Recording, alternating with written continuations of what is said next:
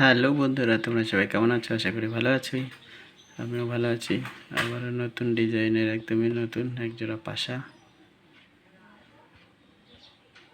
নিয়ে হাজির। বাকি কিছু মাল আছে, এইগুলো দেখো এখনও কমপ্লিট হয়নি, কমপ্লিট করতে যাচ্ছি। দিব ওটা আগামীকালকে কিংবা পরশু দিন। এটা একদমই ইউনিক ডিজাইন।